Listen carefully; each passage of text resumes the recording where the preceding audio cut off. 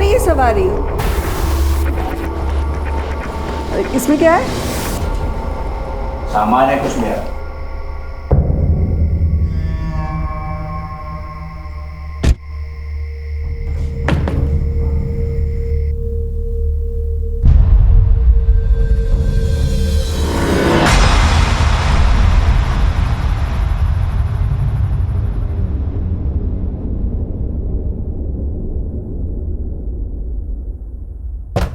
क्या कर रहे हो? दरवाजा क्यों नहीं खोल रहे हो? अरे अभी सिद्धि कर रहा हूं। विघ्न होगा अगर दरवाजा खोलूंगा तो। दरवाजा नहीं खोल सकता अभी।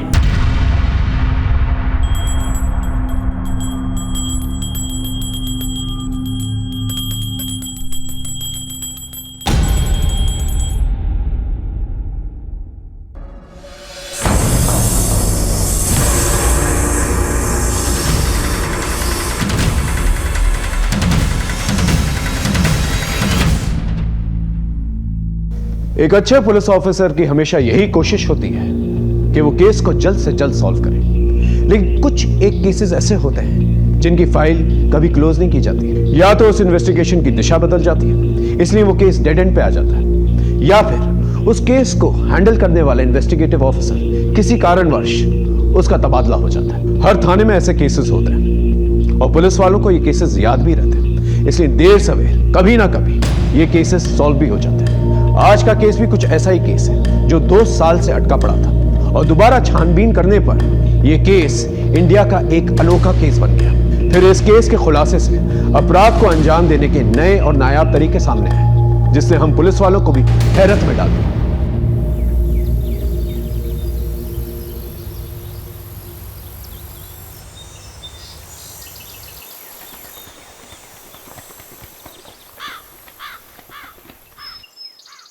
क्या सोच रही हो?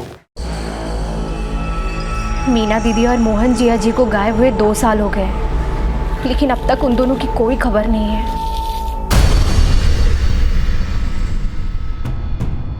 अब 2 साल में कोई खबर नहीं आई तो अब क्या खाक आएगी? कहीं मर मुरा गए होंगे वो लोग।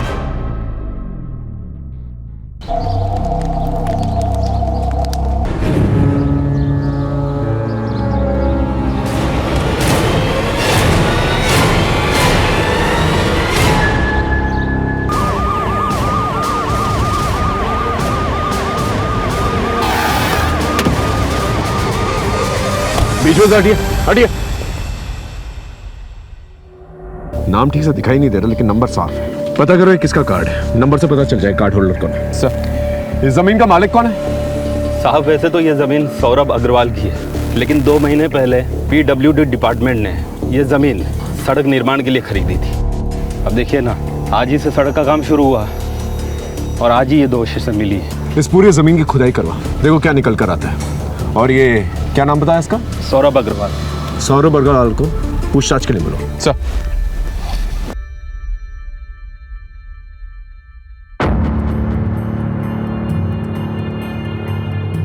ये डेबिट कार्ड तो सर कठुआ गांव के मोहनलाल का है। मैं अभी आपको इसका प्रिंट आउट निकाल के देता हूँ।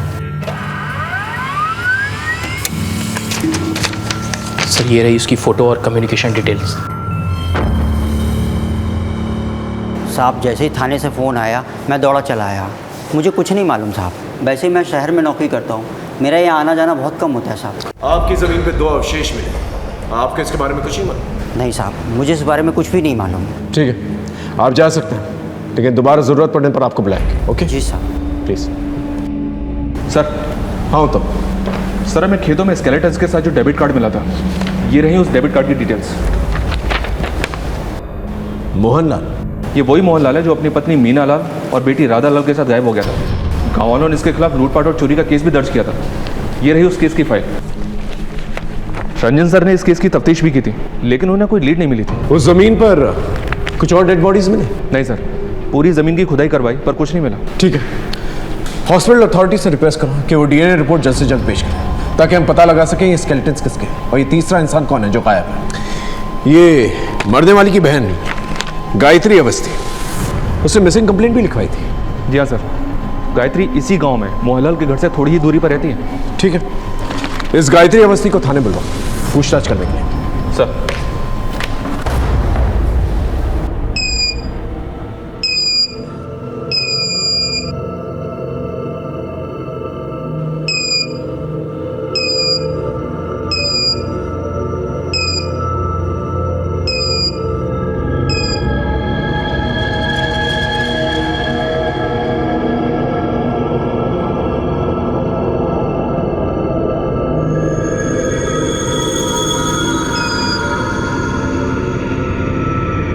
एक्सक्यूज़ मी सर, आप लोग अंदर नहीं जा सकते।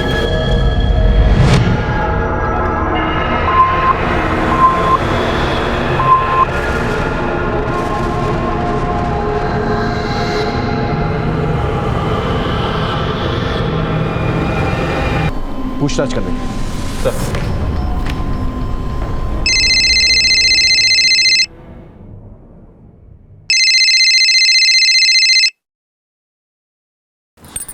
हेलो जी, मैं गायत्री अवस्थी बात कर रही हूँ जी। क्या? साहब, जीजा जी बहुत नेक इंसान थे, पर समय के फेर ने सब बर्बाद कर दिया।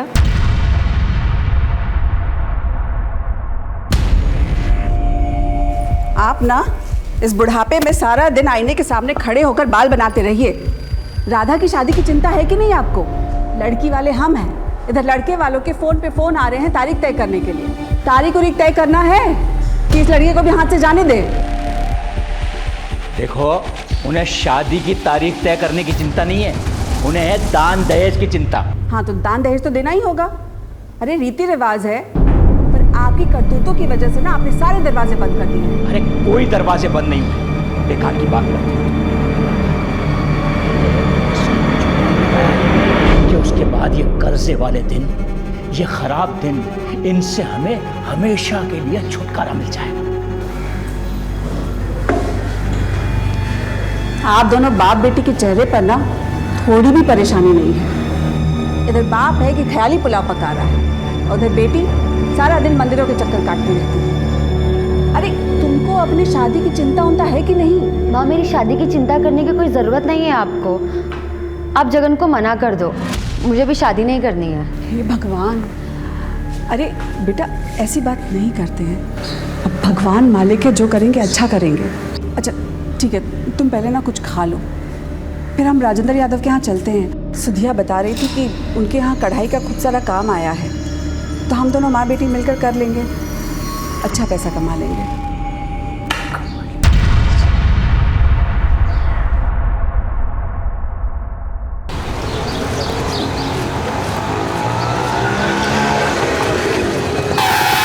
अरे चाची, आइए बैठिए, मैं घर छोड़ देता हूँ। मैं पैसे लेकर नहीं आई हूँ। अरे पैसे की कौन बात कर रहा है चाची, मैं घर ही जा रहा हूँ। आइए बैठिए आप दोनों, मैं छोड़ देता हूँ। आओ ना।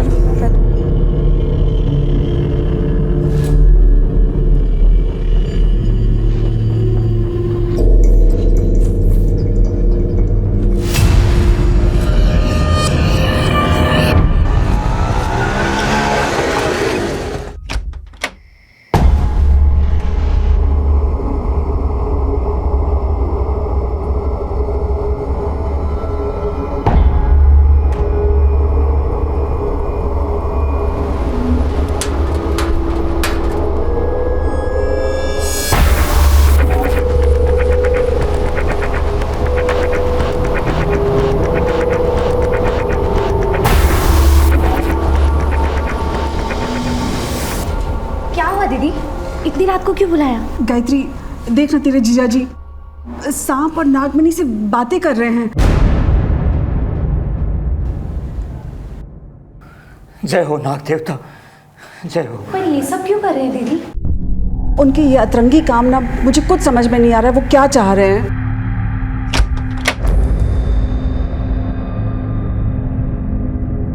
राधा बिटिया, अब तू देखना, तेरी शादी इतने धूमधाम से करूंगा ना, पूरा गांव देखता रह जाएगा।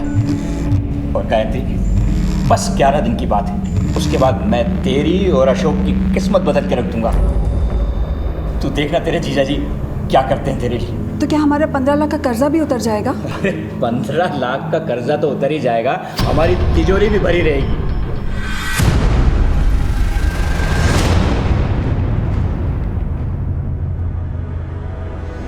रमन, साइड में रुकाना। मुझे 1 घंटे बाद यही मिलना, तब तक मैं पूजा करके आती हूँ। ठीक है।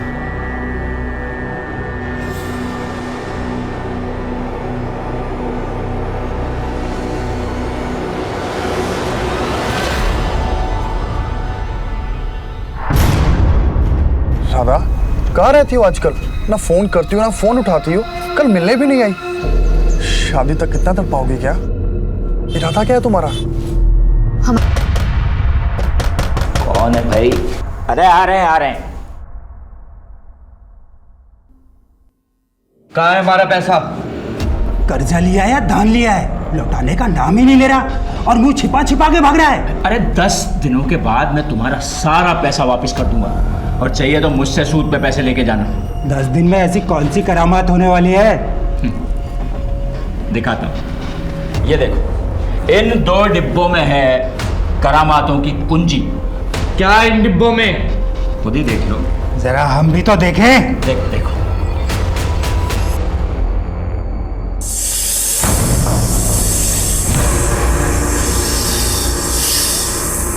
अचानक से सब कुछ बर्बाद हो गया साहब। मीना दीदी, जीजा जी, राधा तीनों गायब हो गए। ना राधा का ब्याह हुआ और ना ही उनका कर्जा चुका, और बदनामी हुई सो अलग। और 2 साल बाद उनकी लाश। ये लीजिए पानी।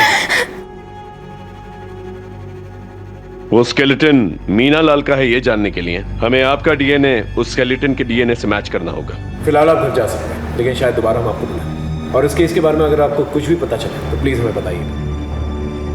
ठीक है सर। एक बहुत ही विचित्र कहानी हमारे सामने आई थी। इस केस में कई सिरे थे और हर सिरे के पीछे कई सवाल। हम हर एक सवाल के पीछे जवाब ढूंढ रहे थे।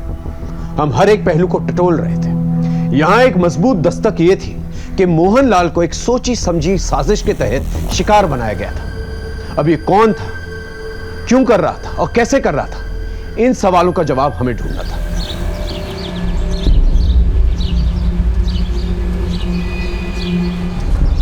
चल आज के लिए इतना ही, अब निकाल मेरे पैसे। लेकिन कल प्लीज यार नई वीडियो लाना। लेकिन कल 30 रुपए लगेगा, बोल देता हूँ। ये काली चाय? दूध नहीं है घर में, चीनी और पत्ती भी पड़ोसियों से मांग कर लाई हूँ। कुछ करो जगत। अरे कम से कम नौकरी ही चेंज कर लो। कितने पढ़े लिखे हो तुम? अरे उषा, ऐसे बीच में ये नौकरी नहीं छोड़ सकता। पता है बॉस ने सैलरी रोक रखी है मेरी। तो कब देगा सैलरी? तुम मुझे अपने भाइयों से भी मदद नहीं लेने देते। अरे उनसे मदद लेके मरना है क्या मुझे? हमारी लव मैरिज हुई है। तुम्हारे सारे भाई मुझसे खार खाए हुए बैठे हैं, कभी भी बदला ले सकते हैं हमसे। तो बताओ अब मैं क्या करूं? गर्व को भी स्कूल नहीं भेज रही हूँ। स्कूल वाले बार बार फीस मांगकर उससे सारे बच्चों के सामने टॉर्चर करते हैं। देखो मैं बात करता हूँ बॉस, अगर सैलरी मिल जाए तो थोड़ी राहत हो जाएगी। मम्मी भूख लग रही है, जल्दी खाना दो।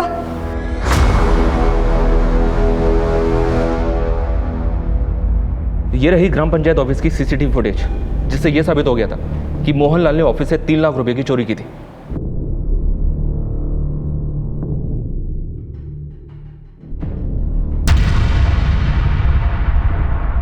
चोरी के अलावा और कोई कंप्लेंट है? जी सर, उसने गजेंद्र सिंह उर्फ गज्जू और सत्येंद्र सिंह उर्फ सत्तू से भी 1-1 लाख रुपए उधार लिए थे। ये गजेंद्र सिंह और सत्येंद्र, ये लोग कौन है और यहाँ किस काम से आए थे? और हमें तुरंत पता चल गया था कि ये लाशें गज्जू और सत्तू की हैं। फिर गांव के पंचों ने मोहनलाल के खिलाफ शिकायत दर्ज की थी। हम इंक्वायरी के लिए मोहनलाल के घर पहुंचे तो वहाँ ताला लगा हुआ था। फिर हमें पता चला कि उस एक लाश बेटी की तो माँ गायब है, या फिर हो सकता है कि माँ बेटी दोनों गायब हो, लाश किसी और की, या फिर ये भी हो सकता है कि माँ बेटी को कहीं और पे मारा गया। सवाल कहीं है, देखते हैं जवाब क्या मिलता है। एक बार डीएनए रिपोर्ट्स आ जाएंगी ना, सब कुछ साफ हो जाएगा। तुम्हें देख के कौन कहेगा कि तुम एक क्वालिफाइड मैकेनिकल इंजीनियर हो? 3 महीने से एक ही प्रोजेक्ट पे काम कर रहे हो। तुम्हें पता है ना कि हमारी company project to project basis पे ही पेमेंट करती है। Yes sir. अगर तुम्हें पैसे चाहिए तो प्रोजेक्ट पूरा करो, quick. No result no pay, do you understand? Okay sir. Now get back to your work right now.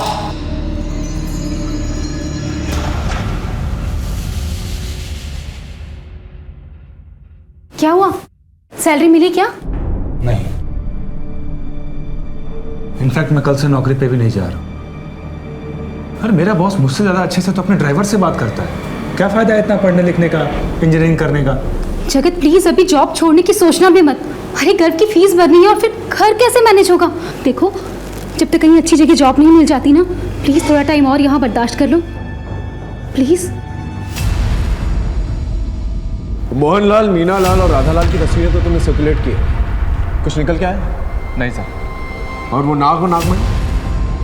Local सपेरों से इंक्वायरी की सर, लेकिन किसी ने भी मोहनलाल या उसके परिवार में से किसी को नहीं पहचाना। वैसे भी सर आप तो जानते ही हैं कि नागमणि जैसी कोई चीज़ होती नहीं है। लेकिन गायत्री के मुताबिक ये सच नहीं है। मोहनलाल की आस्था थी इन सब चीज़ों पे। लेकिन सर हमें अभी तक कोई भी नागमणि बेचने वाला या खरीदने वाला मिला नहीं है। तुमने एक बात नोटिस की? क्या सर? गांव वाले जिसको अपराधी ठहरा रहे हैं वही मुझे किसी अपराध का शिकार लग रहा है, क्योंकि इस तरह से उसकी लाश का ठिकाने लगा और फिर सरपंच के ऑफिस से चोरी की ये रकम का उसके घर पे नाम मिलना और ये नागमणि का गायब हो जाना। बहुत सारे डॉट्स हैं जो मिसिंग हैं। वो डीएनए रिपोर्ट का क्या हुआ? अभी तक आई नहीं है सर, लेकिन जल्दी मिल जाएगी। अब तक खबरी को गांव में भेजो, देखो क्या निकल के आता है। Okay sir.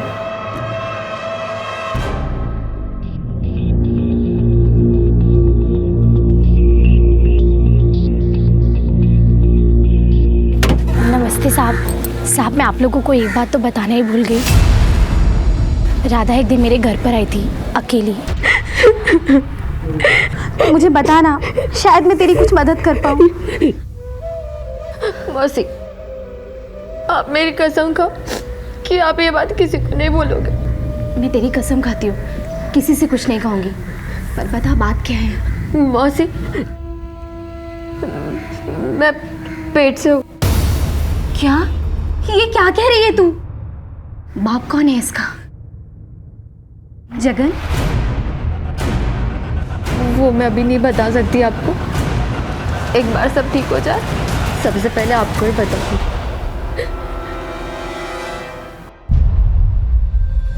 दीदी, आपका भाई?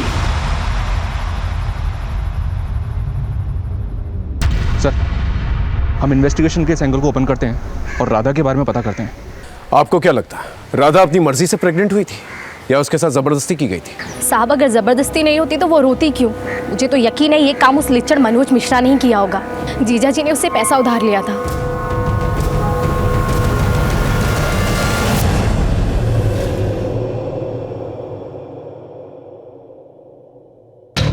राधा कहाँ है? कौन राधा? ज्यादा होशियार मत बन, समझा? राधा मोहनलाल की बेटी जो तेरे कुत्ते की फैक्ट्री में काम करती थी, और वही मोहनलाल जिसने तुझसे कर्ज लिया था। अभी कुछ याद आया है? यहीं पे कुछ और तरीके से याद दिलाऊं? अच्छा, वो राधा, वो तो पूरा परिवार 2 साल से गायब है। गायब है या तूने गायब कर दिया है? देख मनोज, हमें सब पता चल गया। राधा तेरे बच्चे की माँ बनने वाली थी।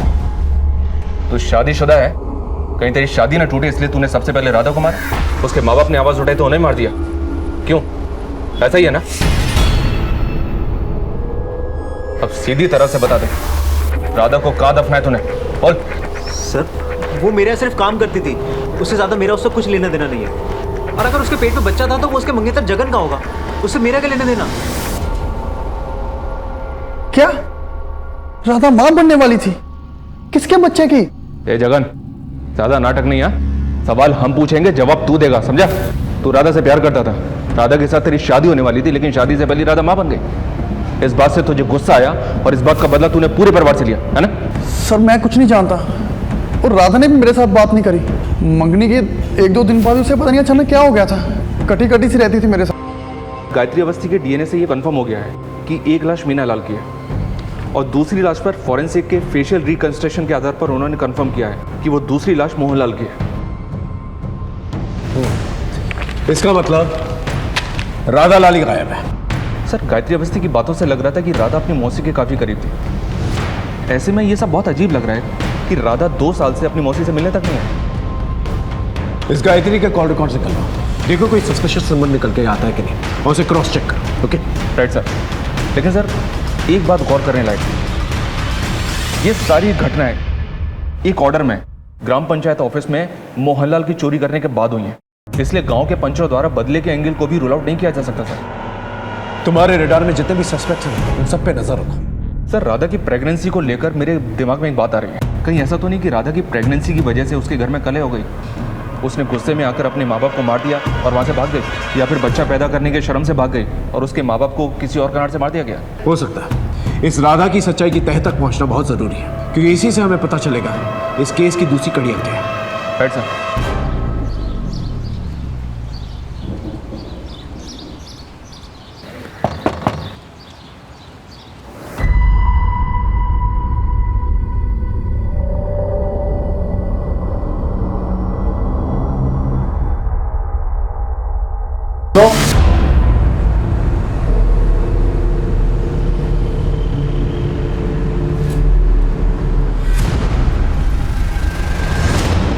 हमारी पूरी कहानी राधा के इर्द गिर्द फंसी हुई थी।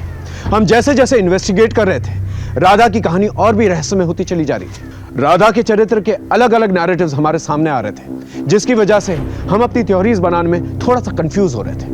2 साल बीत चुके थे, केस में बहुत कुछ बदल गया था, लेकिन एक बात तय थी कि 4 लोगों की मौत हुई थी, जिसमें से सत्येंद्र सिंह और गजेंद्र सिंह की मौत सांप काटने की वजह से हुई थी, और मोहनलाल और मीनालाल को मारकर गाड़ दिया गया था। बहरहाल जिन जिन पे हमें शक था, हमने उनकी घेराबंदी कर ली, बस राधा लाल का कोई सुराग नहीं मिल रहा था। ऐसे में अचानक से मेरे ट्रांसफर पेपर्स आ गए। मेरा ट्रांसफर दिल्ली के प्रीत विहार पुलिस स्टेशन में हुआ। वहां पहुंचते ही एक बहुत ही अनोखा केस मेरे सामने आया। यह केस केवल अनोखा नहीं, बल्कि दूसरे केसेस से भी जुड़ा हुआ था।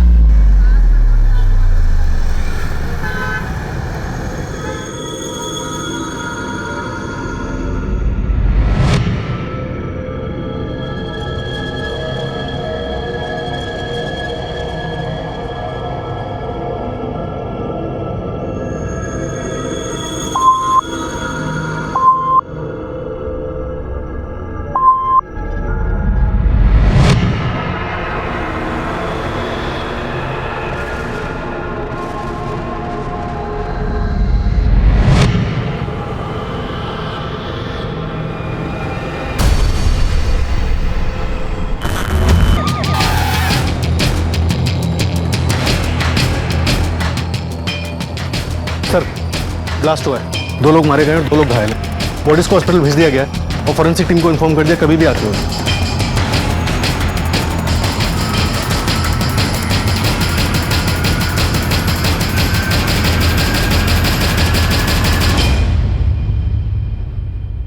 सबसे पहले हमें यह पता लगाना होगा इस ब्लास्ट में कौन सा मटेरियल यूज किया गया और इसके पीछे क्या मकसद है।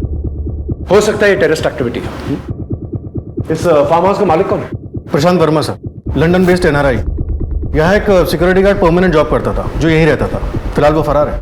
इस फार्म हाउस को सील कर और सिक्योरिटी गार्ड को जल्द से जल्द तलाशो। अपने बॉम्ब स्क्वाड और फोरेंसिक टीम से कहो इस फार्म हाउस की अच्छी तरह से तलाशी ले। ये जिस किसी ने भी किया है वो समाज के लिए काफी खतरनाक हो सकता है।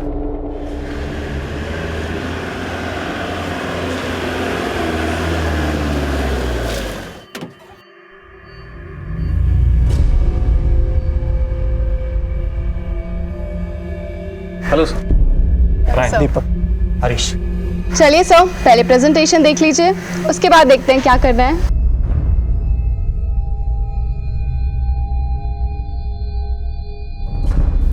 इंटरेस्टिंग। इसकी बाजार में क्या कीमत बताई आपने? सर, इसकी कीमत 1 लाख करोड़ है। 1 lakh crore? Yes sir. You had it right, sir. It's an investment for generations. हम आपके सर से कब मिल सकते हैं? सर, अभी वो बार्सिलोना में इंटरनेशनल सेमिनार अटेंड कर रहे हैं। अगर आप बोलेंगे तो मैं उन्हें एक SOS मैसेज डाल दूंगा। हाँ सर, तभी वो नेक्स्ट वीक प्लान कर पाएंगे आने का। ठीक है, हम उनसे नेक्स्ट वीक मिलना चाहेंगे। कंपनी तो काफ़ी नामी ग्रामी है और 2 साल से चल भी रही है। और ये देखिए, इनकी वेबसाइट पर काफ़ी विदेशियों के साथ फोटोज़ डालें और ये उनके इंटरव्यूज़ भी। और साथ ही में ये खबर है कि इनके कई ब्रांचेज है यूरोप में भी। मुझे तो सब कुछ ऑथेंटिक लग रहा है। क्या कहता है फिर? डील लॉक कर क्या? सर, फार्म हाउस ब्लास्ट में मरने वाले लोगों की शिनाख्त हो गई। एक का नाम है सुशील कपूर और एक अर्जुन चैटर्जी। दोनों के घर वालों को नहीं पता था कि वो यहाँ आए थे। उनके घर वालों को इस ब्लास्ट के बारे में भी कुछ नहीं पता। घर वालों की CDR रिपोर्ट निकालवा, हम कोई चांस नहीं ले सकते। Right sir. घायलों की स्थिति क्या है? सर, वो अब भी बात करने की स्थिति में नहीं है। उनमें से किसी एक को भी अगर होश आ जाता है तो हमें काफ़ी इन्फॉर्मेशन मिल सकती है। हॉस्पिटल के PRO से टच में रहो। और ये ब्लास्ट की इमीडिएट फॉरेंसिक रिपोर्ट क्या निकली? सर, ब्लास्ट में मीथेन गैस का इस्तेमाल हुआ था और ब्लास्ट में यूज हुए दूसरे केमिकल्स की रिपोर्ट आनी अभी बाकी है। और वो सिक्योरिटी गार्ड जो भागा था उसके बारे में कुछ पता चला? सर, उसके पीछे एक टीम लगा रखी है। उसका फ़ोन अभी भी स्विच ऑफ जा रहा है और वो अपने गाँव।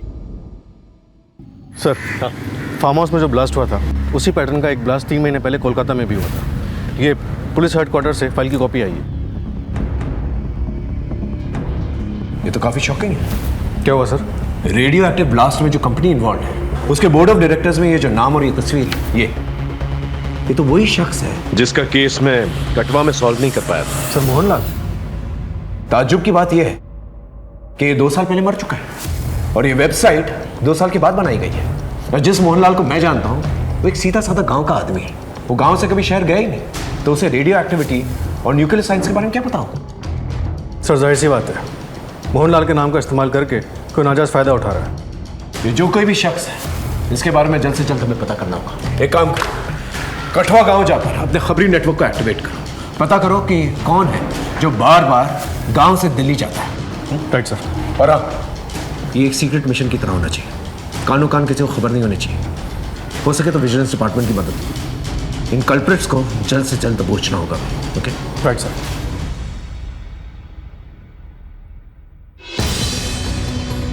हमने और हमारी टीम ने एक रणनीति तैयार कर ली थी और हमने बहुत ही सावधानी से सारे कल्प्रिट्स को एक साथ बिना किसी हलचल के दबोचना चाहते थे, ताकि कोई भी भाग निकलने में कामयाब ना हो सके। सर, साइबर सेल ने इस कंपनी की वेबसाइट की ऑथेंटिसिटी चेक की। उनके हिसाब से इस वेबसाइट का आईपी एड्रेस मोहनलाल के नाम पर ही रजिस्टर्ड है और खबरों ने पता लगाया कि आजकल इन दोनों का दिल्ली आना जाना काफ़ी बढ़ गया है सर। और एक बात सर, इनमें से एक गांव काफ़ी आता जाता है जबकि दूसरा काफ़ी टाइम से अपने गांव नहीं लौटा है। साहब यही है वो फार्म हाउस का चौकीदार। साहब मुझे माफ कर दो, मैं पैसे की लालच में आ गया था साहब। एक साहब ने आपसे 2 दिन के लिए बंगला किराया पे लिया था, सोचा कि मैं थोड़ा बहुत पैसा कमा लूँ साहब। इनमें से कोई है? सर ये था।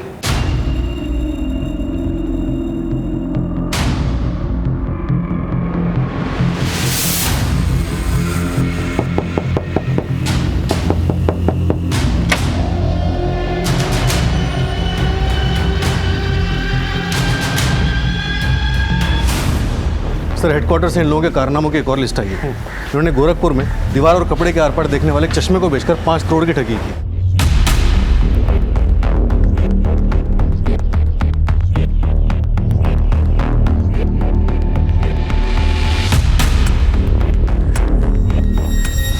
चश्मा बेचने के लिए इन्होंने जुड़वा लड़कियों का इस्तेमाल किया। जुड़वा लड़कियों? हाँ सर, और लोगों को लगा कि एक ही लड़की दीवार के आर पार से नजर आ रही है। इसके बाद इन्होंने दार्जिलिंग में रुद्राक्ष और माला बेचकर 3 करोड़ की ठगी की।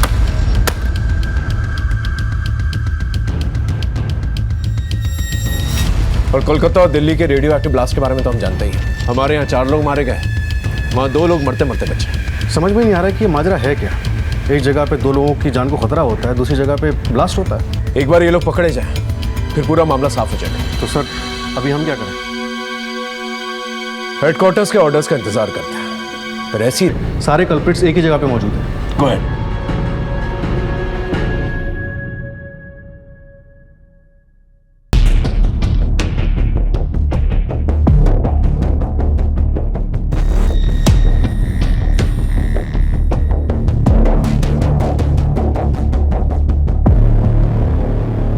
हाय दीपक। जगन। हरीश। Please come.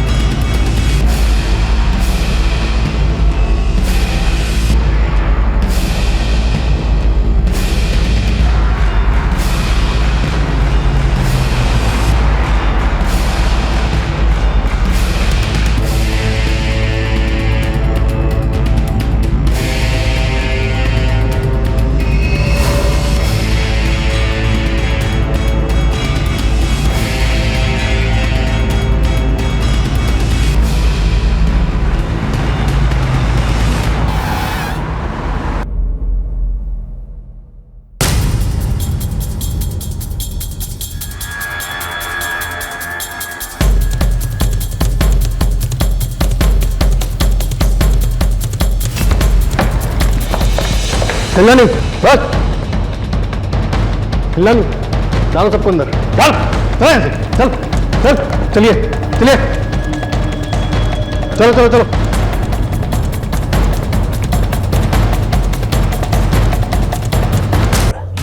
वाह, एक ऑटो रिक्शा चलाने वाला, एयरप्लेन चलाने की ट्रेनिंग लेने वाला है। तुम दोनों ने जो 2 सालों में किया है ना, वो एक हार्वर्ड ग्रेजुएट 10 सालों में ना कर पाए।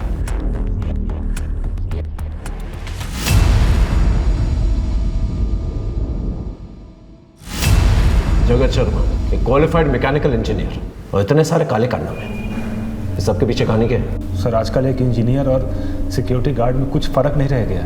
मेरी लाइफ एक ऐसे मुकाम पर आ गई थी कि मेरे पास मेरी बीवी के दिए हुए 1000 रुपये के अलावा जेब में एक फूटी कौड़ी तक नहीं थी। और फिर मैं ज़िंदगी से परेशान होकर के एक ज्योतिष के पास गया। उसने मुझे 1000 रुपये में एक माला बेची जिसकी कीमत 20 रुपये से भी ज़्यादा नहीं थी। फिर इस घटना से मुझे एक नई दिशा मिली, लेकिन जिस दिन मेरे बेटे ने बिल्डिंग की छत से छलांग लगाई, उस दिन मैंने ठान लिया था। मैंने कहा भाड़ में गया ये इंजीनियरिंग, अब मैं भी ठगी करूंगा। और फिर मैं अपने जीजा से मिल करके ठग बन गया। ये रेडियो एक्टिव डॉल की कहानी क्या है? सर एक दिन मैंने अखबार में एक आर्टिकल पढ़ा था कि रेडियो एक्टिव पदार्थ का यूरोपियन मार्केट में बहुत ज़्यादा वैल्यू है। मैं अपने आसपास एक डॉल ढूंढने लगा। फिर कुछ दिनों के बाद मैंने अपने जीजा की दुकान पर एक डॉल देखी। तब मेरे दिमाग में एक आइडिया आया। ये नाग और नागमणि का आइडिया तेरा था ना रमन चौधरी? सर मैं मोहनलाल से गांव में जुए की हर बाजी जीता था। एक दिन उसने मुझसे पूछा, ये रहे मेरे 3 बादशाह। ओ फिर से? भाई एक बात बताओ, आप हर बाजी कैसे जीत जाते हो? ये सब मेरी माला का कमाल है। मेरे पास पैसे नहीं है, वरना मैं एक नागमणि के बारे में जानता हूँ। वो अगर मुझे मिल जाए ना, मेरी सारी इच्छाएं पूरी हो जाए। वो नागमणि है कितने की? सिर्फ 5 लाख। मैंने उसकी आंखों में मणि पाने की चाहत को पढ़ लिया। देख, ग्राम पंचायत के फंड्स ऑफिस में रहते हैं, चुरा ले। मेरे ही कहने पे मोहनलाल ने चोरी की। भाई ये 5 लाख रुपए, 3 लाख रुपए मैंने वो ऑफिस से चुरा लिए थे। 1 लाख रुपया मैंने सत्तू और गज्जू से ब्याज पे ले लिया। काम तो हो जाएगा ना भाई? ये लो। मोहनलाल के केस में एक बड़ी दस्तक छुपी हुई थी। उसने अपने अंधविश्वास में आकर अपनी बर्बादी की कहानी लिख डाली। जगत जैसे पढ़े लिखे लोग भी इस धोखाधड़ी के बाजार में सरगर्म हैं। वो अपने क्लाइंट्स को संतुष्ट करने के लिए किसी भी हद तक जा सकते हैं। माला पहन लेने से, रंग बिरंगे धागे बांध लेने से कोई चमत्कार नहीं होते। इनका इलाज सिर्फ और सिर्फ आपके पास है। इसी दस्तक के साथ मैं आपसे विदा लेता हूं। फिर मिलेंगे एक नए केस के साथ। तब तक देखते रहिए क्राइम पेट्रोल दस्तक, क्योंकि मकसद बताना नहीं, बचाना है। जय हिंद।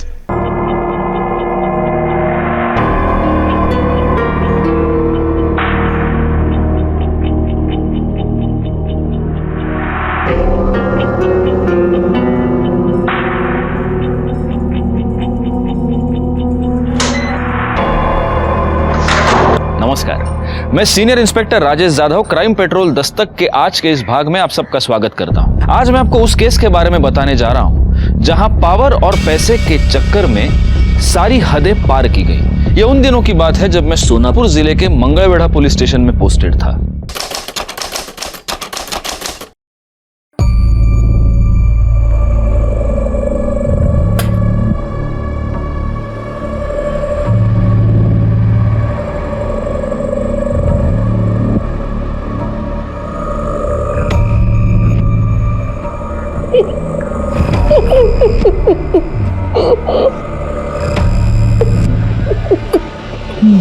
भाऊ हमेशा गलत टाइम पे आते हो तुम। भाऊ ऐकून तर घ्या, वाईट बातमी है भाऊ। सरकार ने अपने कॉन्स्टिट्यूएंसी को रिजर्व कैटेगरी में डाल दिया है। अभी वैनी साहब यहाँ से चौथी बार एमएलए नहीं बन पाएगी।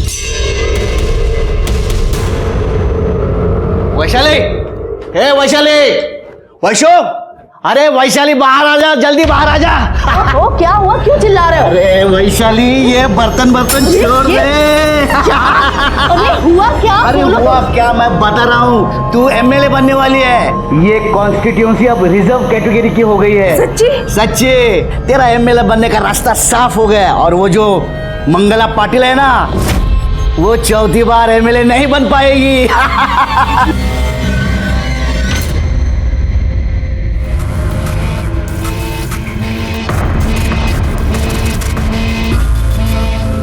अहो कशाला काळजी करताय, आ जाएगी वो, बैठिए।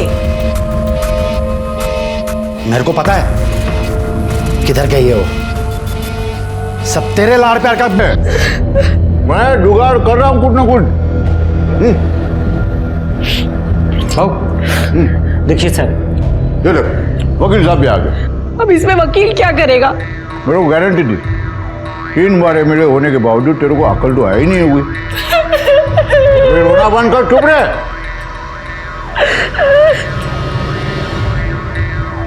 ये वकील तेरा और मेरा डिवोर्स कराएगा। डिवोर्स? अरे पर मैंने ऐसा क्या किया है? बोला ना, चुप रहे। तू क्या देख रहा है? फर्स्ट स्टॉप कर। सुन दीक्षित, हम पे जो भी इल्जाम लगाने का लगा दे। मैंने मंगला का मैरिटल रेप किया, मंगला और मेरे बीच में मारपीट होती है, जो भी इल्जाम लगाना लगा दे, लेकिन डिवोर्स फटाफट होना चाहिए। देखिए पाटिल साहब, ऐसा नहीं होता है, लीगल प्रोसीजर है, उसको टाइम लगता है। दीक्षित, मैं तेरे को पैसे मेरे को ज्ञान बांटने के नहीं देता, मेरा काम करने का देता हूँ, समझा ना? चल काम पे लग जा फटाफट, ठीक है? और सुन रमाकांत, ये फर्क तोड़ेगा भी, हो गया ना? चल निकल अंदर। रमाकांत, पेपर में ऐड दे दे, शादी के लिए दुल्हन चाहिए, अपनी सारी शर्तें क्लियर कट लिख देना, और इम्पोर्टेंट, दुल्हन रिजर्व कैटेगरी की होनी चाहिए। बराबर। जाओ।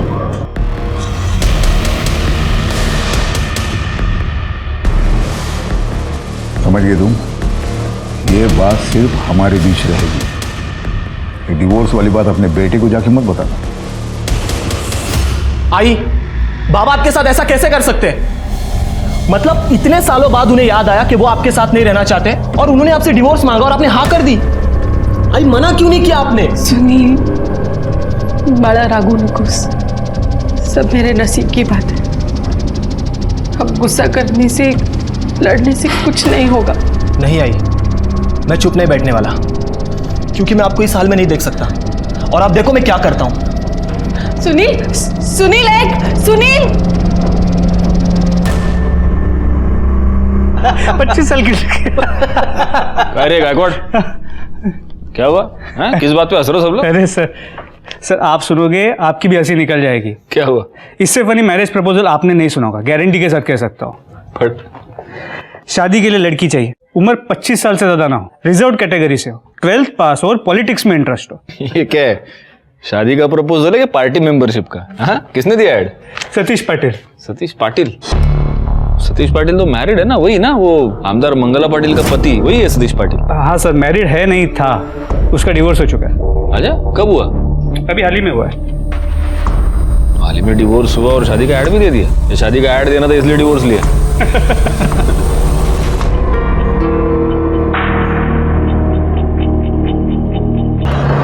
रमाकांत काका, पैसा कमाना चाहती है? बहुत सारा पैसा, वो भी एडवांस में।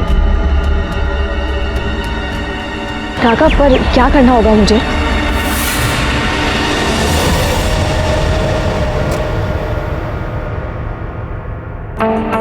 हेलो।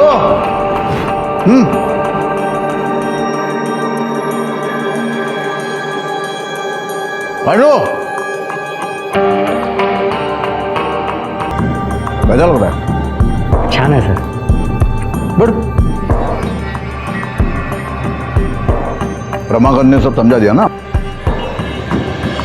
अब हाँ बता दिया था, लेकिन ये नहीं बताया कि पैसे कितने मिलेंगे।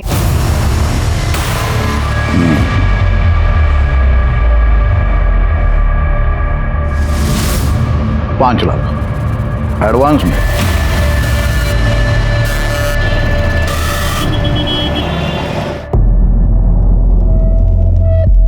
ठीक है, मैं तैयार हूं, लेकिन मेरी कुछ शर्तें हैं जो आपको माननी पड़ेगी।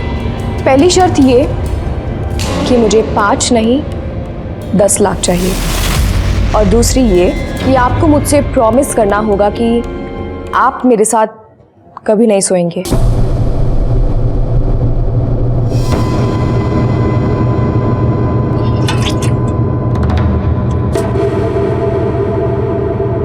पोरगी हुशार आहे रमाकांत, चल तेरी दोनों शर्तें मंजूर। तेरे को 10 लाख रुपए देता हूँ, डन। और प्रॉमिस करता हूँ तेरे साथ कभी नहीं सोऊंगा। नहीं नहीं नहीं, बोलने से कुछ नहीं होगा। ये चीज आपको लिख के देनी पड़ेगी। क्या लिख के? ये सतीश पाटिल की जबान है ना, ये पत्थर की लकीर है। एक बार जबान दे दी मतलब दे दी, मुकर नहीं जाऊंगा। ठीक है।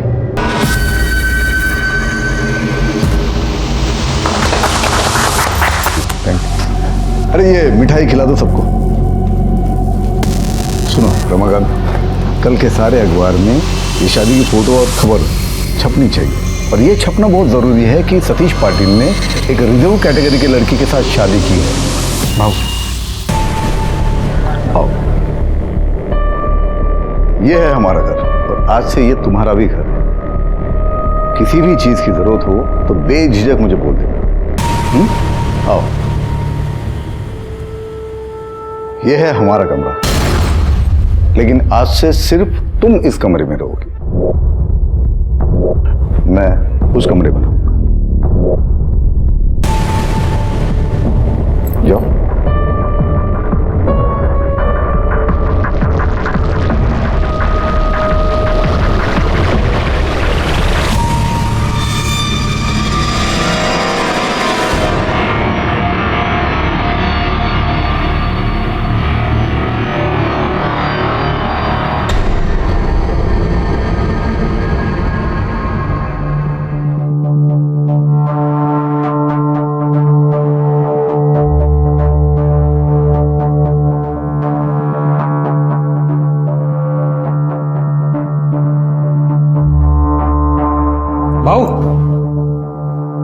भाऊ लफड़ा हो गया भाऊ। वो दीपक पवार है ना, वो अपनी बाइकों को एमएलए के इलेक्शन में खड़ा कर रहा है। वो रिजर्व कैटेगरी से है भाऊ। वो खड़ी हो गई ना, नहीं प्रॉब्लम होना भाऊ। नहीं खड़ी होगी वो। पर भाऊ नहीं खड़ी होगी वो, मतलब नहीं खड़ी हो पाएगी।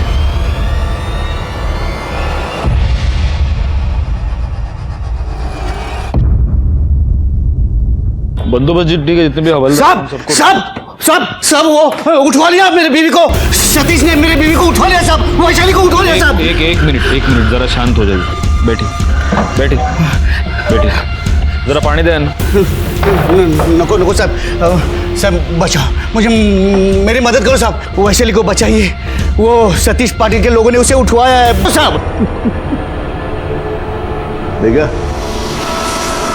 मेरे साथ जो भी पंगा लेता है ना, उसका यही हाल होता है।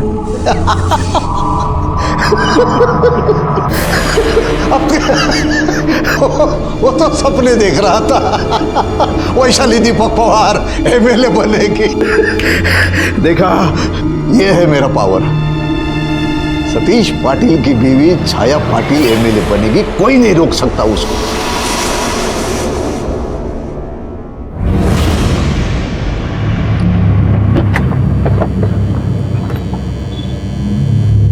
भाऊ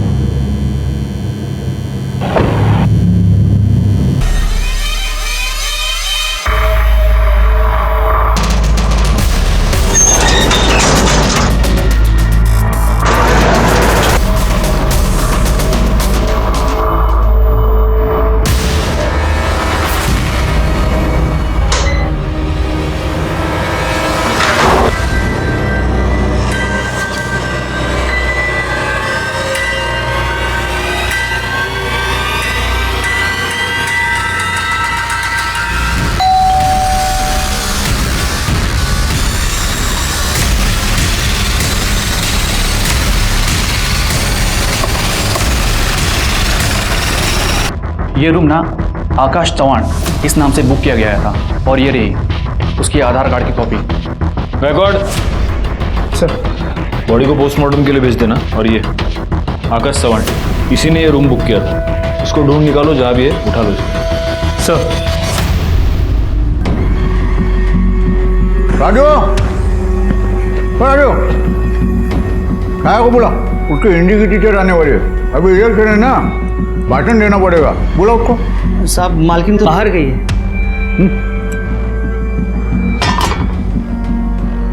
कब गई? कहाँ गई? कहाँ गई पता नहीं, लेकिन दोपहर से गई है।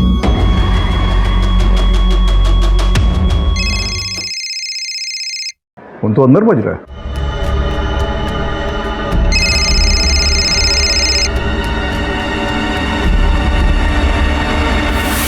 फोन तो यहाँ है, फिर गई कहाँ? ये आकाश का रहता है। यही रहता है। सर यहाँ पर तो ताला लगा है। कहाँ गया कुछ पता है? मालूम नहीं साहब, 2 दिन से तो दिखा भी नहीं। सर वैशाली का वीडियो जिस मोबाइल से भेजा गया था वो फ़ोन चोरी का था और उसके ओनर ने कंप्लेंट भी लिखवाई है चोरी की। और सर ये देखिए पाटिल की शादी की फ़ोटो। इस फोटो के मुताबिक जो बॉडी हमें होटल में मिली थी वो सतीश पाटिल की बीवी छाया की है। एक काम करो, ये पाटिल को बुलाओ बॉडी का आइडेंटिफिकेशन के लिए। और गायकवाड़ भूख लगी है यार, जरा वड़ा पाव बोलो करड़े को मिर्ची के साथ। सर करड़े वड़ा पाव क्यों नहीं आया? वड़ा पाव बाद में मंगाओ, पहले मेरे बाइकों का तपास करो। वो दोपहर से गायब है, वो मोबाइल फोन भी नहीं लेके गई। सतीश पाटिल। गायकवाड़ ये तुम्हारी बीवी? हाँ ये मेरी बीवी छाया। क्या हुआ? आपकी बीवी छाया का आज दोपहर को मर्डर हो गया।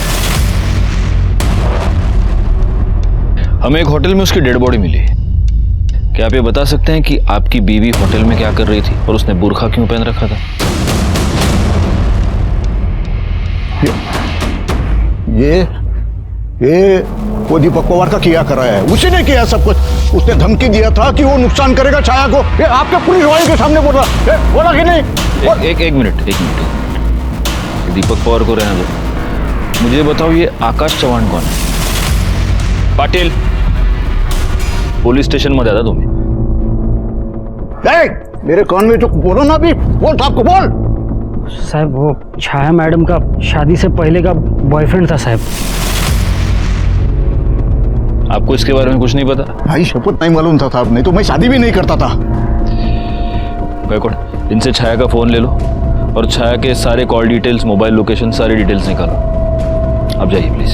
चलो।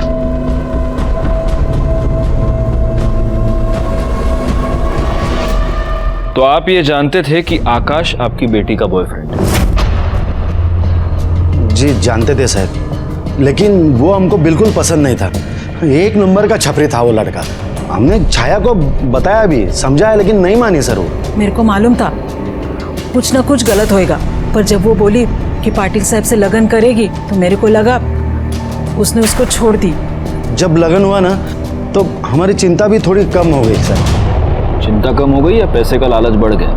आप कुछ भी कहे साहब, लेकिन एक बात सच है, हमारे जैसे गरीब आदमी की लड़की जब बड़े घर में जाती है ना तो खुशी तो होगी ही ना साहब। ले वो लड़का उम्र में कितना भी बड़ा हो, क्या फर्क पड़ता है साहब। छाया की शादी उसकी मर्जी से हुई थी या आप लोगों ने और पाटिल ने मिलकर उस पर जबरदस्ती की? नहीं साहब, उसकी मर्जी थी। हमको लगा था बड़े घर में जा रही, राज करेगी। ठीक है, अभी आप जा सकते हैं। अगर जरूरत पड़ी तो आपको दोबारा बुला दें।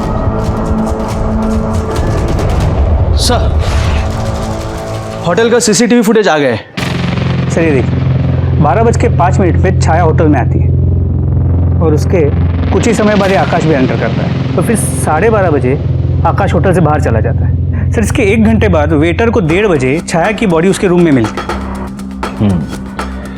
इसका मतलब छाया का मर्डर 12:05 से लेकर 1:30 बजे के बीच में हुआ है। गायकवाड़ ऐसे केसेस में नॉर्मली हमारा प्राइम सस्पेक्ट कौन होता है? सर जनरली तो विक्टिम का पति, लेकिन इस केस में विक्टिम का पति नहीं, उसका बॉयफ्रेंड आकाश सस्पेक्ट है। स्पेशली क्योंकि वो मर्डर के बाद से गायब है और उसका फोन भी स्विच ऑफ है। एक और सस्पेक्ट है, पति और बॉयफ्रेंड के अलावा एक और सस्पेक्ट है, और वो है पति की पहली पत्नी, यानी कि सतीश पाटिल की पहली पत्नी एमएलए मंगला पाटिल। मंगला को डिवोर्स देने के बाद 1 महीने के अंदर अंदर सतीश ने छाया के साथ शादी कर ली और इस शादी को 1 महीना हुआ है और अब छाया का मर्डर हो गया। हम इन तीनों सस्पेक्ट्स पर बराबर नजर बनाए रखनी होगी। एक काम करो भाई, आकाश के फोन को ट्रैक पर डालो और सतीश पर भी नजर रखो, हो सकता है वो खुद ही कुछ क्लू दे। एक और काम करना, ये दीपक पवार, इसके पीछे भी अपना एक आदमी रखो। कहीं ऐसा तो नहीं कि इलेक्शन के चक्कर में ये दो हैं कि ये वीडियो भी किसी चोरी के मोबाइल से ही आया होगा। वैशाली का केस बड़ा अजीब है, मतलब किडनैपर ने उसे किडनैप तो किया है लेकिन कोई भी डिमांड नहीं कर रहा, बस वीडियो पे वीडियो भेजे जा रहे हैं। सर अपने सारे खबरियों को काम पर लगा। सर आपको आई से क्या बात करनी है? जो बात करनी है मुझसे कीजिए। सुनील काय झालं? कुछ नहीं आई, उस कमीनी छाया का मर्डर हो गया। क्या? अब ये लोग उसी बात को लेके तुम्हें परेशान करने आए हैं, लेकिन एक बात भूल रहे ये लोग कि आप अब भी एमएलए हो। ऐसे बिना प्रूफ के ये मुंह उठा के घर में कैसे आ सकते हैं? शांत हो जा सुनील, इतना गुस्सा नहीं करते। नमस्कार मैडम। सबसे पहले तो आप सच में बहुत खुशकिस्मत है, इतना होनहार और लॉयल बेटा आपको मिला, वरना आजकल के बच्चे माँ बाप को पूछते कहाँ हैं। तो बेटा तुम्ही से शुरू करते हैं। कल दोपहर को 12 से 2 के बीच तुम कहाँ थे? नासिक में था, दोस्त की शादी में। अच्छा, इसका कोई प्रूफ है? देखिए,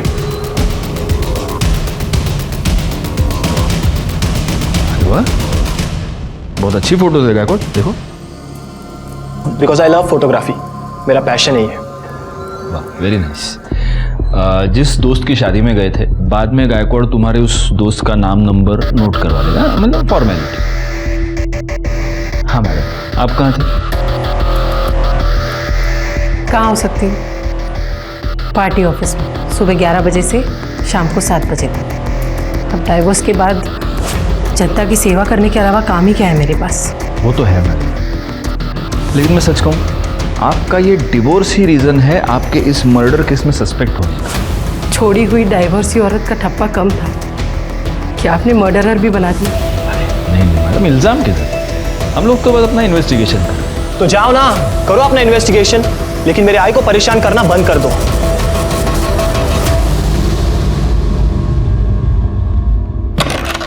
सुनील और मंगला के स्टेटमेंट्स को वेरीफाई करो। सर, ये छाया की बीएम रिपोर्ट और ये कॉल डिटेल्स। सर ये कॉल रिकॉर्ड्स देखिए, छाया शादी के बाद भी आकाश के साथ रेगुलर टच में,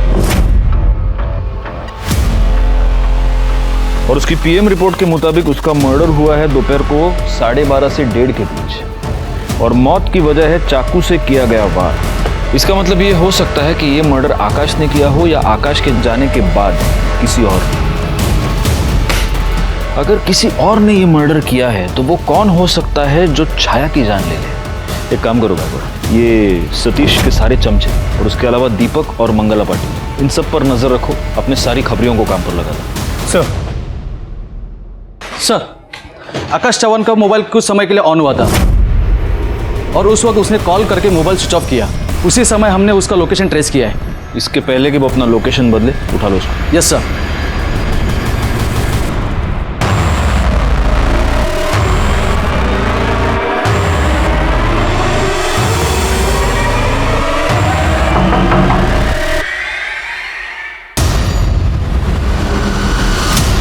अरे सर क्यों मार रहे हो? मैंने कुछ नहीं किया सर, मैं सच बोल रहा हूँ, मैंने कुछ नहीं किया सर। गायकवाड़ क्यों मार रहे हो उसको? मैंने कुछ नहीं किया है सर। आकाश ना, मेरे को एक बात बता, 5 तारीख को वो जब तेरे से मिलने आई थी वो होटल में, तो वो अपना मोबाइल घर पे ही छोड़ के आई थी, क्यों? सिर्फ 5 तारीख को ही नहीं सर, वो जब भी मुझसे मिलने आती थी अपना फोन घर पे ही छोड़ के आती थी ताकि कोई उसको ट्रेस ना कर सके। अच्छा, तो 5 तारीख को 12:30 बजे तू होटल से निकला जी।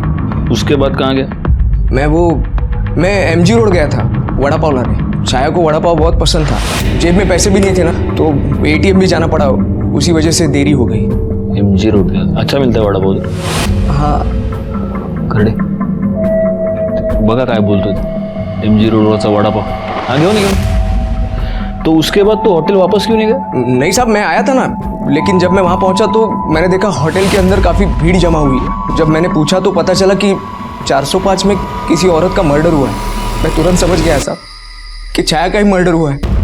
मैं काफ़ी डर गया था, मुझे लगा मैं अंदर चला जाऊँगा तो फंस जाऊँगा, इसके लिए मैं डर के मारे वहाँ से भाग गया साहब। तेरी 5 साल के मैरिज कॉन्ट्रैक्ट के बदले वो छाया को 10 लाख रुपए दिए थे। वो तो उसको एमएलए भी बनाने वाला था। डिवोर्स के पेपर तो पहले ही साइन करवा लिए थे उसने। शादी करते वक्त छाया ने सिर्फ 2 शर्तें रखी थी। पहली वो कि मुझे 5 नहीं 10 लाख चाहिए, और दूसरी ये कि आप मेरे साथ कभी नहीं सोएंगे। लेकिन पिछले हफ्ते ही उसने छाया के साथ जबरदस्ती की, उसका रेप भी किया साहब। आकाश, उसने अपने प्रॉमिस तोड़ दिया।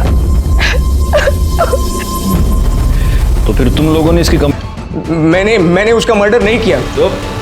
बैकवर्ड, इसको बिठा के रखो इधर, और ये जो पूरी कहानी बता रहा है ना, उसका एक एक डिटेल वेरीफाई करवा के लो। साहब मेरी बात सुनो, मैं सच कहता है साहब।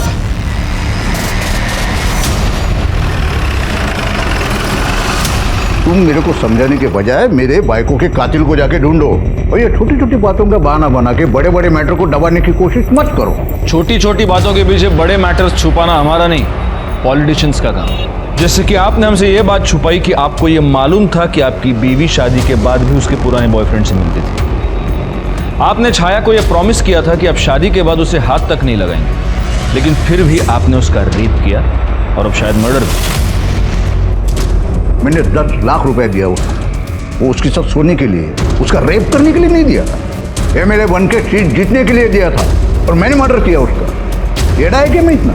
ऐसा करेगा तो मेरी बदनामी होगी, मेरा पॉलिटिकल करियर खराब होगा, इतना समझता है मेरे को। और आकाश के साथ सोए, किसी और के साथ सोए, मेरे को कुछ फर्क नहीं पड़ता। मैं मेरी पत्नी मंगला के साथ एक निष्ठ हूँ, मतलब मंगला के अलावा किसी औरत को मैंने आज तक छुआ भी नहीं। सतीश पाटिल अपने किए पर बिल्कुल शर्मिंदा नहीं था, बल्कि उसे गर्व महसूस हो रहा था। वैसे हमारे पास भी सतीश पाटिल के खिलाफ कुछ खास नहीं था, इसलिए हमने अपना पूरा ध्यान दोबारा आकाश पर फोकस किया। आकाश ने जो हमें कहानी सुनाई थी उसमें से कुछ बातें साबित नहीं हो पाई। आकाश ने हमें MG रोड पर किसी फेमस वड़ा पाव वाले के बारे में बताया था। पूछताछ के बाद हमें यह पता चला कि MG रोड पर ऐसा कोई भी वड़ा पाव वाला नहीं। आकाश दोबारा हमारा प्राइम सस्पेक्ट बन गया। इस बीच हमें एक और लीड मिली। सतीश पाटिल के घर का नौकर राजू लोकल बार में आजकल शराब पर जरूरत से कुछ ज्यादा ही पैसे खर्च कर रहा था। साहब बता दो साहब, वो सुनील बाबा हमको पैसे दिए। मतलब सतीश पाटिल का बेटा सुनील पाटिल? हाँ साहब। उसने तेरे को पैसे दिए क्यों? हमने उनका कुछ काम किया था इसलिए साहब। क्या काम किया था? उन्होंने हमको बोला था कि 1 घंटे के लिए सभी नौकरों को यहाँ वहाँ कर दे और हम भी चले जाए। क्यों? वो हमको मालूम नहीं साहब। कर दे। चला। सब बता दो सब बता दो। वो पूरा टाइम का तो पता नहीं साहब, लेकिन हम जब वापस आए तो हमने सतीश साहब के कमरे में से हमको सुनील पाटिल ने घर के सारे नौकरों को पैसे दिए ताकि वो बाहर निकल जाए, ताकि उसका बाप अपनी जवान बीवी का रेप कर सके। देखो हमको जो पता था हमने आपको बता दिया साहब। बैकवर्ड, इसको बिठा कर रखो इधर, क्योंकि अभी भी ये पूरा सच नहीं बता रहा। What nonsense! उस राजू जैसे बेवड़े की बातों पर आप यकीन कैसे कर सकते? तो तुम्हारा ये कहना है कि तुमने राजू को पैसे नहीं दिए? सर मैं उसे पैसे क्यों दूंगा? बकवास कर रहा है वो। मैडम प्लीज आप अंदर नहीं जाते। मैडम आई देखो ना ये क्या बोल रहा है। आप लोगों की हिम्मत कैसे हुई इसे यहाँ बुलाकर बिठाने की? मालूम नहीं है कौन है? मर्डर से पहले छाया पाटिल का रेप हुआ और आपका ये बेटा उस रेप में प्राइम सस्पेक्ट है। सुनील चल। 1 मिनट मैडम, आप इसे इस तरह ले नहीं जा सकते। क्यों? कोई सबूत है आपके पास? नहीं है ना, तो फिर इसे यहाँ ऐसे नहीं रख सकते। यूं जा। जाओ दे, करड़े जाओ दे। राजू सतीश पाटिल का आदमी है। कुछ समझा आपको? वो खुद छाया का रेप किया और नाम मेरे बेटे पर डाला, क्योंकि सबको मालूम है कि MLA मंगला के बेटे पर कोई ऐसे हाथ नहीं डाल सकता, और मेरे काम के बीच में कोई टांग नहीं अड़ा सकता, क्योंकि मैं अपना और अपने बेटे का नसीब खुद लिखती हूँ। साहब हमने कुछ नहीं कहा साहब। साहब मुझे छोड़ दो साहब मैंने कुछ नहीं कहा साहब छोड़ दो मुझे। गप रे सर, इसका क्या करें? मैं क्या बोल दो गायकवाड़, कब तक रखेंगे इसको ऐसे? एक काम करो, इसके ऊपर रेप का चार्ज लगाओ, कल सुबह कोर्ट में हाजिर करो। विटनेस तो अपने पास है ही, वो पाटिल का लड़का, क्या नाम देता? सुनील पाटिल। और उसकी माँ, वो तो MLA है, वो तो जबानी दे देगी किसने रेप किया है। केस सॉल्व, ये अंदर, खत्म बात। साहब सुनील बाबा ने छाया मैडम का रेप किया साहब।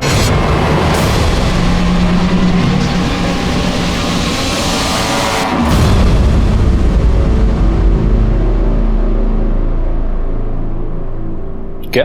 हाँ साहब, सुनील बाबा ने छाया मैडम का रेप किया साहब। सुनील बाबा ने मुझे कहा था कि सतीश साहब और छाया मैडम के दूध में बेहोशी की दवाई मिलाओ, और सब नौकर जाने के बाद सुनील बाबा ने छाया मैडम का रेप किया साहब। तेरे को क्या लगता है तू अपने आप को बचाने के लिए कुछ भी झूठ बोलेगा, हम तेरा यकीन करेंगे? साहब सच बोल रहा हूँ साहब। सब चाहिए तो आप मेरे मोबाइल में चेक कर लो साहब।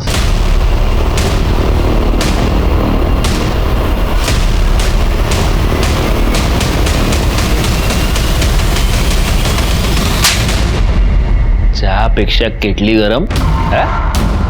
गायकवाड दाखव रे व्हिडिओ याला, देख अब ये वीडियो देख के तेरी आई क्या बोलेगी? हाँ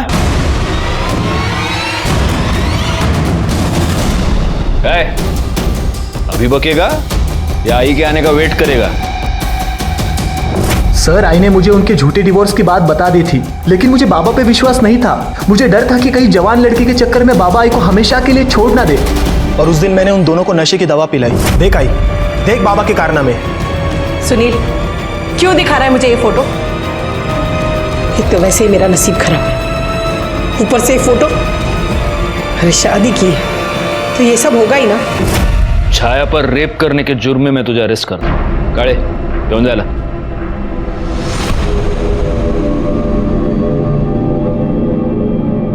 सर, मार्केट में मोबाइल चोर पकड़े गए और उनके मोबाइल में ये वीडियो मिला है।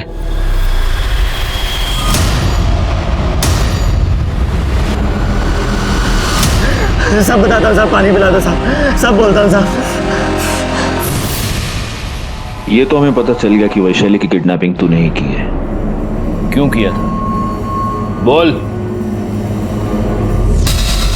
साहब, वैशाली को मैंने अपने आदमियों से उठवाया था और तब से वैशाली अपने घर पर ही थी। ये किडनैपिंग का नाटक हमने सिर्फ और सिर्फ सतीश पाटिल को बदनाम करने के लिए किया था, क्योंकि उससे हमें संपत्ति मिलती और वैशाली की एमएलए की सीट पक्की हो जाती। शुक्ला साहब माफ़ करा, गलती हो गई मेरी। मैं ये कंप्लेंट वापस लेता हूँ, माफ़ कीजिए सर। अब इतना आसान नहीं है पवार, क्योंकि अभी तुम विक्टिम नहीं हो, अभी तुम कल्प्रिट हो। कॉन्स्पिरेसी और पुलिस को गुमराह करने के चार्ज में डाल दो इसको अंदर। वैशाली किडनैपिंग केस सॉल्व हो चुका था और हमें यह भी पता चल चुका था कि छाया का रेप सुनील पाटिल ने किया था, लेकिन अभी भी हम इस बात से अनजान थे कि छाया का मर्डर किसने किया। तभी हमारे हाथ एक ठीक 12 बजे ये लड़का होटल में एंटर करता है और उसके बाद 1:20 पे होटल से निकल जाता है। हमने होटल वालों से बात की, उन्होंने कहा कि ना ये वहाँ का गेस्ट था और ना ही वहाँ का स्टाफ। सर इसके अलावा यहाँ देखिए,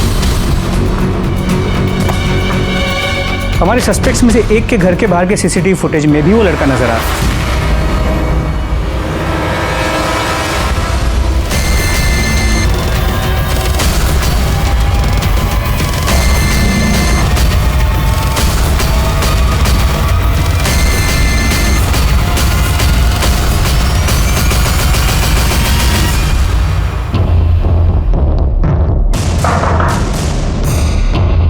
विलास यही रहता है। कौन है?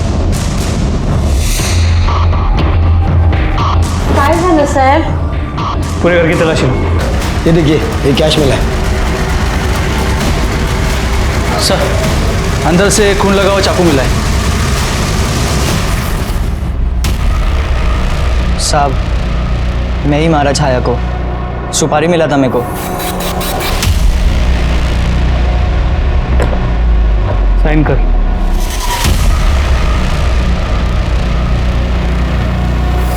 पावर के नशे में आप ये भूल गई कि नसीब ऊपर वाला लिखता है, हम इंसान नहीं। विलास ने यह कबूल कर लिया है कि आपने उसको छाया को मारने की सुपारी दी थी। हमारे पास और भी बाकी सारे सबूत हैं। अब आप खुद अपना कन्फेशन देंगी या हमें टेढ़े रास्ते से जाना पड़ेगा?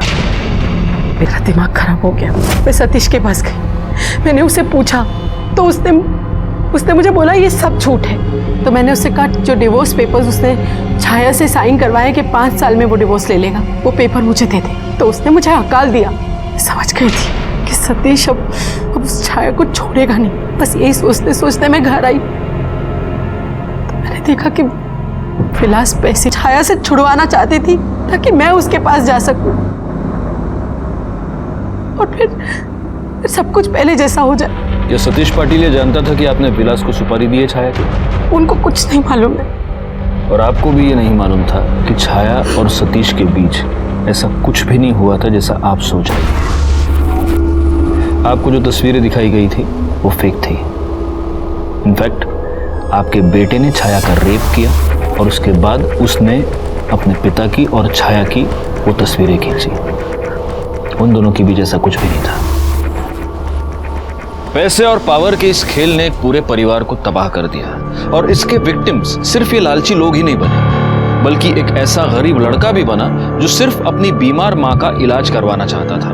और उसकी सबसे इनोसेंट विक्टिम बनी छाया, जिसके लालची बॉयफ्रेंड ने उससे दुगनी उम्र के आदमी से शादी करने के लिए उसे कन्विंस किया और उस आदमी की बीवी की सनक ने उसकी जान ले ली। वो रेप और मर्डर की विक्टिम बनकर रह गई। काश छाया ने इस जुर्म की दस्तक को